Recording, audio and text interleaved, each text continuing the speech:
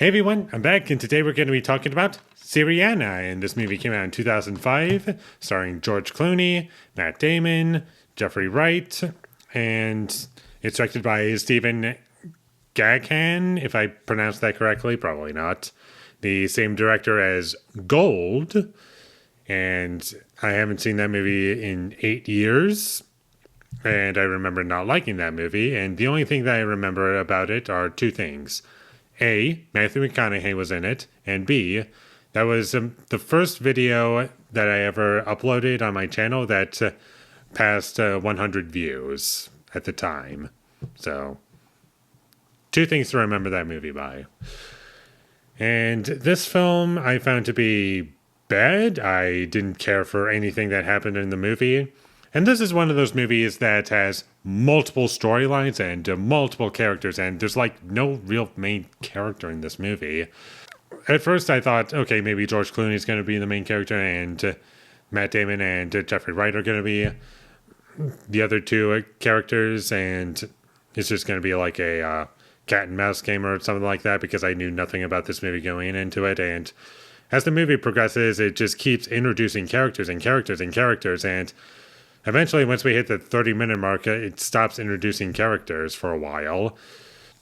There's like 6 different storylines in this movie, if not more, and it's really difficult to keep track of what's going on in this movie because it keeps cutting to this character, and then this character, and then this character, and it makes it just impossible to keep track of anything because each character has like, I don't know, no more than 20 minutes of screen time because of the amount of characters that are in this movie.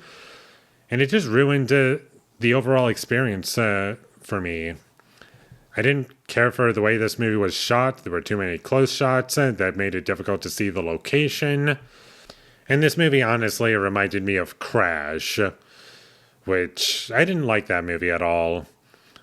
And I remember basically nothing about it other than I didn't like it. And when I think of movies that have multiple characters in them, like a whole bunch of storylines going on at once, there are 2 movies that come to mind that did it really well.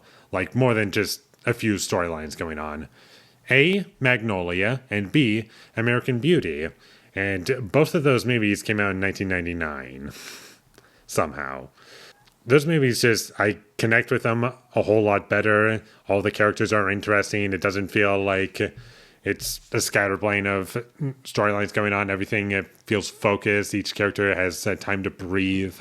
Whereas in this movie, there's nothing to care about. None of the characters are interesting to me.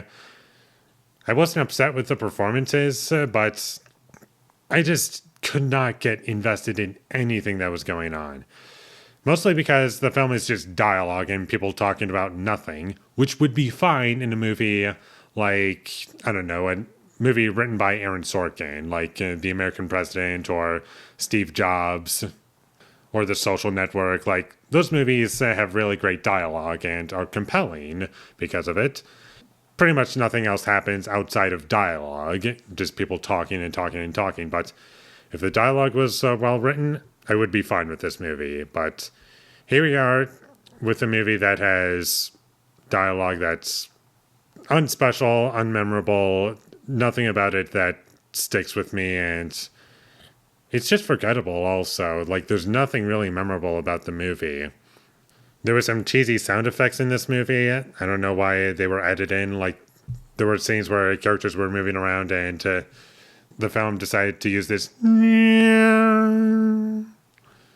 Like, I don't know exactly what that effect is called, but they used it like 5 times in the movie for absolutely no reason. It was just something that was used in the early to mid 2000s, but after a while it just disappeared. The movie does have some interesting topics for conversations. However, it's just not attached to a compelling narrative, I feel. Like, you could take some of these things that characters are talking about and make an interesting conversation about it. But in the movie, it's not in service of anything because you need a story that's going to connect with you, characters that you like or find interesting, or even like the technical elements. So like the things that I love about movies are just not really found in this movie. It's mostly just very hollow and bland and has basically nothing going for it. Like this movie just needed some either visual flair, personality injected into the filmmaking, or just go really goofy and crazy. And even if that would make it like kind of schlocky, it would be more entertaining than it was. Like while watching some scenes, I thought of True Lies. That movie was kind of self-aware about what it was, and it was entertaining because of it. Or have some visual flair to it, like a Danny Boyle film or Paul Thomas Anderson. Like they could bring a lot to the film, or just have interesting shots, or like make it feel like a movie that's from the director, or make it so that the director leaves their print on it. But instead, you gave this to someone who has like no personality whatsoever in terms of the filmmaking, and it's just very hollow. Like someone like Bryan Singer, Brett Ratner, somebody like that, and the movie is just really boring because of that. And also, about, I don't know, 30 minutes into the movie, I completely checked out and could not connect to anything in this movie. And this movie was just so slow. Like 10 minutes went by and it felt like an hour. I'm not even kidding you. That's how bored I was and just not feeling anything from this film. And also, for anyone who's wondering, this is an HD DVD, not a Blu-ray, and I did try to put the HD DVD disc into my Blu-ray player just to see what would happen. And sadly, it didn't even play. So, Syriana, never gonna watch it again. It's boring. I don't have any attachment to anything that's going on.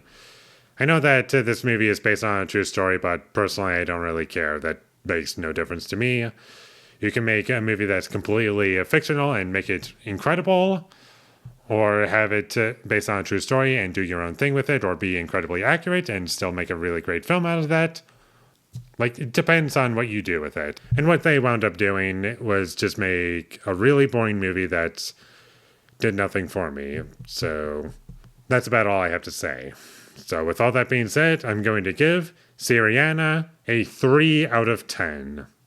Thank you for watching my videos. As always, if you enjoyed this review, be sure to leave a like and comment down below what you thought of Syriana, and my social media links, they will all be in the description, so follow me there. And last but not least, subscribe to be a part of Foley Nation, and I'll see you when I get my next review up, and that is going to be for Bottoms. So look forward to that, but until I get that up, thank you for watching and have a great day.